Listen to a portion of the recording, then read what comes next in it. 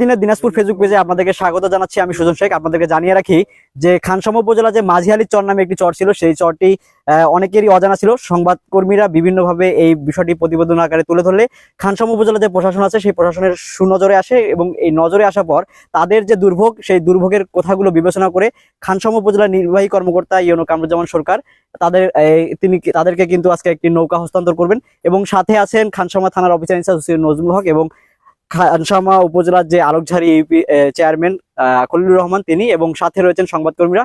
এবং এই ভুক্তভোগীদের দুর্দশার কথা বিবেচনা করে উপজেলা নির্বাহী কর্মকর্তার তত্ত্বাবধানে আজকে এখানে তারা একটি নৌকা হস্তান্তর পাবে। ধন্যবাদ।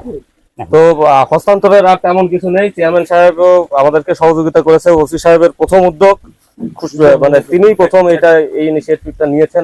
আমি জানার পরে আমি চেয়ারম্যান সাহেবকে বলছি যে আপনি নৌকা বানানোর ব্যবস্থা করেন, আমি এটা যথাযথভাবে আপনাদের কাছে হস্তান্তর করব। আজকে এটা করতে পেরে আমি ব্যক্তিগতভাবে খুবই আনন্দিত। উপজেলা প্রশাসন খানসামার পক্ষ থেকে আপনাদেরকে এটি দেয়া হলো, আপনারা এটি নিয়ে রক্ষণাবেক্ষণ করবেন।